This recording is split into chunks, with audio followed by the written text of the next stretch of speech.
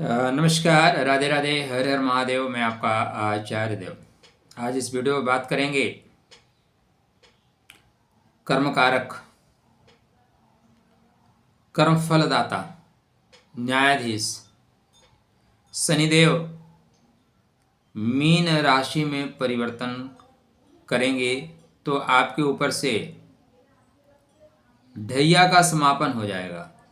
ढैया 2.5 कदम की जो चाल है ना, वो खतरनाक होती है।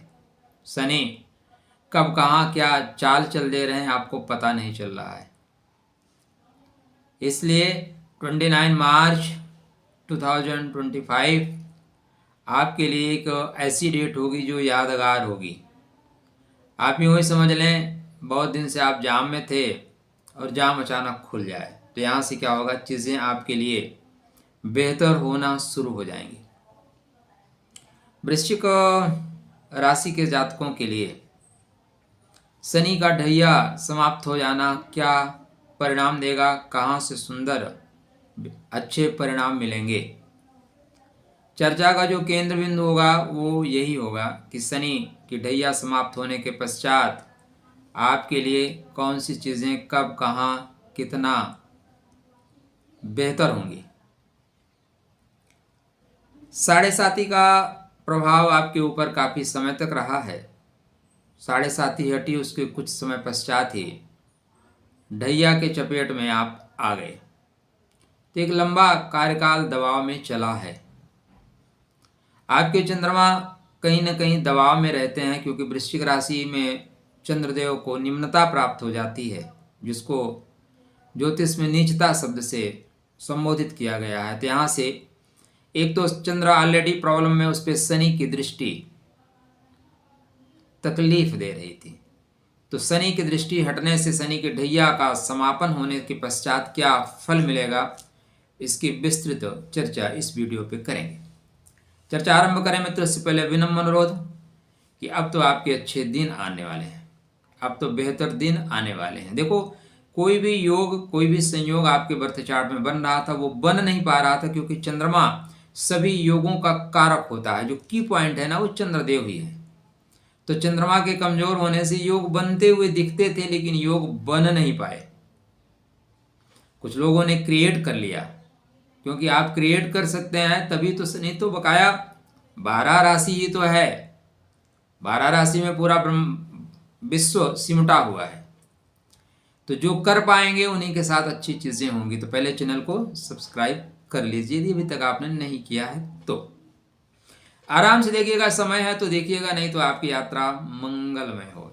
ठीक है, आप बाद में दुखी महसूस ना करें। ज्योतिष की थोड़ी भी समझ है तो आपको वीडियो समझ में आएगा। शौक के लिए आए हैं तो समझ में नहीं आएगा। तो पॉइंट याद रखिएगा मित्र, आपके वृश्चिक राशि के जातकों के लिए मैं बात कर रहा हूं। वृश्चिक राशि पे जो चंद्रदेव हैं आपके, पहले तो क्या है, भाग्य के स्वामी हैं, इसलिए भाग्य पे पटाक्षेप था, भाग्य पे अवरोध था, भाग्य के स्वामी को लोग दबाव में बना लिया गया था। अब आप जिस गांव में रहते हैं, जिस प्रदेश में रहते हैं, वहाँ के आपके चीफ मिनिस्टर के ऊपर ही दबाव बना लिया जाए तो क्या होगा, पूरा प्रदेश दबाव में रहेगा। सिंपल सा थाट है। तो शनि की दृष्टि से चंद्रमा दबाव में थे, तो भाग्य का पूरा पार्ट ही दबाव में चला गया। दूसरा, आपके बर्थ चार्ट पे आपके दुश्मनों से जो लड़ने की क्षमता है, किसे, दुश्मनों से लड़ने की क्षमता, साथ व्यापार करने की क्षमता। पॉइंट क्या आएगा, व्यापार करने की क्षमता, पैसा जो आएगा। अब जब हम पीड़ित होंगे, हम परेशान होंगे, तो हमारे जो अवयव होंगे, जो अंग प्रत्यंग होंगे, वो भी दबाव में आएंगे।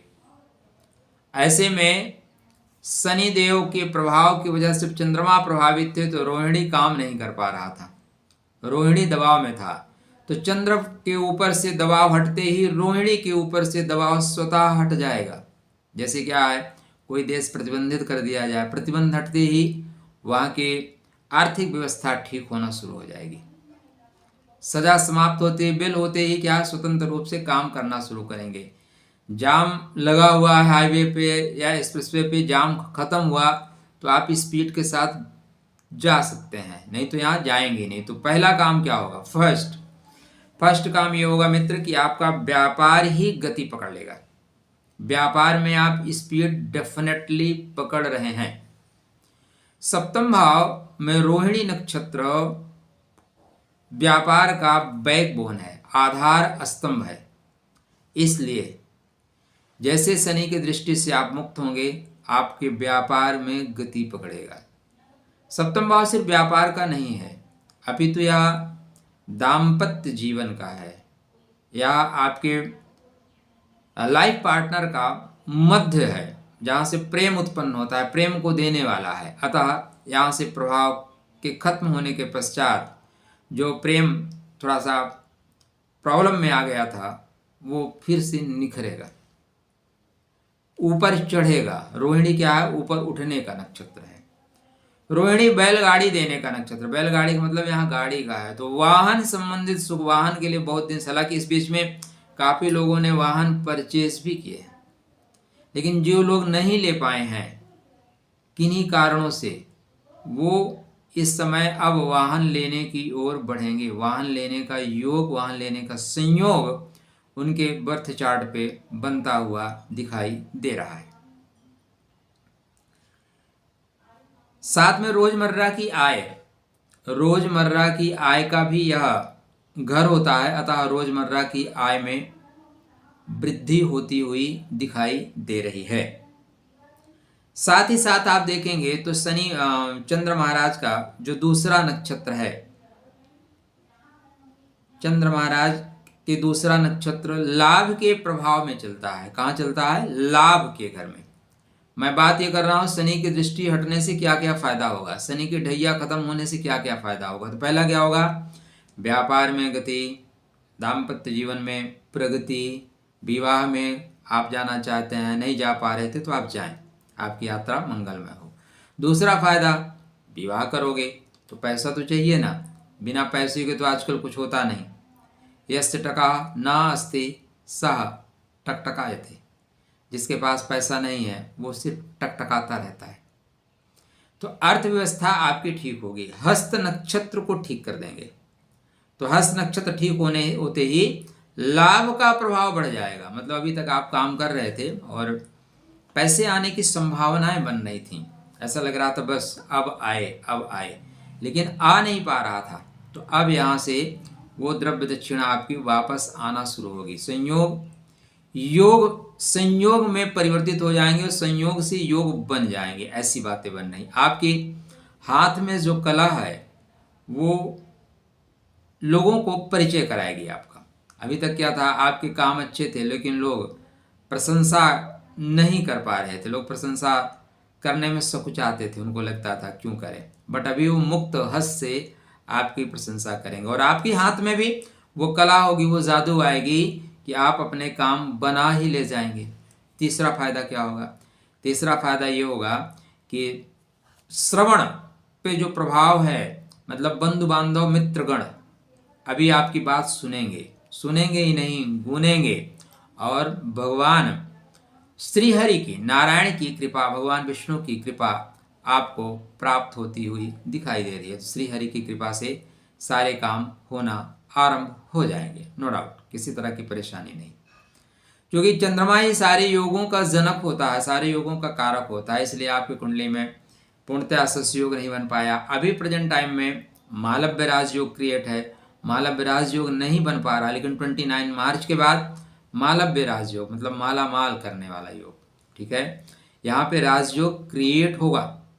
इससे पहले क्रिएट नहीं हो रहा था। आप नागमणि योग में है, योग तो बना हुआ है लेकिन नागमणि योग भी क्रिएट नहीं हो पा रही, क्योंकि जो जड़ है ना, किसी वृक्ष में पुष्प आएंगे बसंत में, ये सुनिश्चित है, लेकिन उसमें की जड़ों में अगर पानी है, हवा ऑक्सीजन मिल रही तभी आएंगे ना, बसंत आने के बाद भी कुछ नहीं होगा।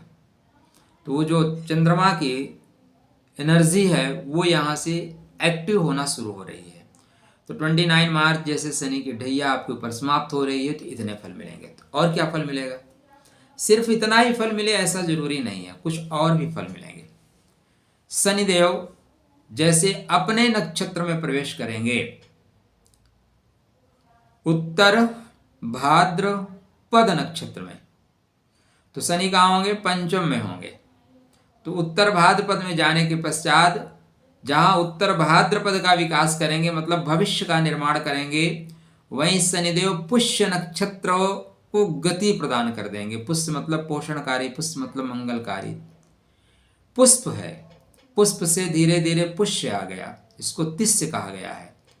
आप इस नक्षत्र को देखेंगे ना तो मुग्धाकारी है, चित्ताकर्षक है, मतलब आपके भाग्य पुष्पित पल्लवित होना शुरू हो जाएगा। आपके भाग्य में जो चीजें हैं वो वापस आ रही हैं। दूसरा फायदा क्या होगा? अनुराधा पे बहुत ही सकारात्मक परिणाम मिलेगा। अनुराधा आपके बर्थ चार्ट पे आपकी सेहत का है, आपके मान सम्मान का है। देखो, इस दुनिया में रिस्पेक्ट जो है ना, 2-3 चीज़ों को मिला के मिलता है। एक तो आप शरीर से स्वस्थ हो, प्रतिभाशाली हो, ज्ञानमय हो, आपको सम्मान मिलेगा। आप बहुत प्रतिभाशाली हैं लेकिन आप शरीर से स्वस्थ हैं ना, तो सम्मान में कमी आ जाएगी। यद्यपि ज्ञान और सम्मान दोनों, ज्ञान को ही सम्मान मिलता है, बट जहाँ से वो पुष्पित पल्लवित हो रहा है ना, आपको गुलाब का फूल या कोई बढ़िया फूल किसी गमले में है ना, तो आप जाके दुलरा लोगे, लेकिन वही फूल नाले में खिला हुआ है, अच्छा तो लग रहा है। एक कमल का फूल है, कीचड़ में खिला हुआ है, तालाब में पानी नहीं है, बहुत कम पानी है, तो आप तोड़ने जाओगे क्या? लेकिन वही अगर कहीं लगा हुआ है बनाए हुए, तो आप जाके दुलरा सकते हो। तो बस ऐसी ही स्थितियां, ऐसी ज्योतिष बहुत सरल है। बस ज्योतिष को अपने भाषा में उतार कर सीखना शुरू कर दीजिए, इससे सरल कुछ नहीं है। तो यहाँ से बेहतर होना शुरू होगा, स्वास्थ्य आपका अच्छा होगा। आपके एजुकेशन में ब्रेक लगा हुआ था, संतान के प्राप्ति में अवरोध था, तो यहाँ पे गुरु शनि महाराज अपने नक्षत्र में प्रवेश करने के पश्चात, देखो शनिदेव पंचम भाव में आ रहे हैं। आपके मन में संदेह होगा, क्या हम संतान से दूर हो जाएंगे, क्या एजुकेशन से ब्रेक हो जाएंगे, प्रेम से दूर हो जाएंगे? ऐसा नहीं है। कोई भी ग्रह जब अपने नक्षत्र में चलता है तो श्रेष्ठ फल देता है, और शनि महाराज अपने नक्षत्र में चलेंगे। हाँ, मजे की बात यह है कि इस वर्ष नहीं, आने वाले कई वर्ष तक गुरु अतिचारी होकर चलेंगे। अतिचारी शब्द भी ठीक नहीं है। एक्चुअली ज्योतिष में ना बहुत से शब्द ठीक नहीं आए, अपभ्रंश आ गए हैं। जैसे आप मूल मनुस्मृति को पढ़ेंगे ना, और उसके बाद अंग्रेजों के द्वारा जो आपको पास मनुस्मृति है ना, वास्तव में यह मूल मनुस्मृति नहीं है, यह अंग्रेजों के द्वारा लिखा के उसमें टीका लगा के प्रस्तुतिकरण किया गया है। तो मूल को जो आप पकड़ेंगे तो मूल में अतिचारी नहीं है, द्रुतगामी है। ठीक है, तो द्रुतगामी हो रहे हैं, तेजी से चल रहे हैं, और तेजी से चलने के बाद बेहतर फल देंगे। तो 29 मार्च 2025 वो डेट है जहाँ से आपके जीवन में द्रुत गति से आगे बढ़ने की योग और संयोग दोनों बनते हुए दिखाई दे रहे हैं। अपने शनि को ठीक रखिएगा। सबसे ज़्यादा जरूरत क्या है? चंद्र महाराज गुरु को ठीक रखने का। बेहतर फल देंगे। किसी का अपमान ना करें। कौन क्या करता है छोड़ दीजिए, आप क्या करते हैं यह अधिक महत्वपूर्ण है आपके लिए। श्री राधे, हर हर महादेव, जय जगदम्ब।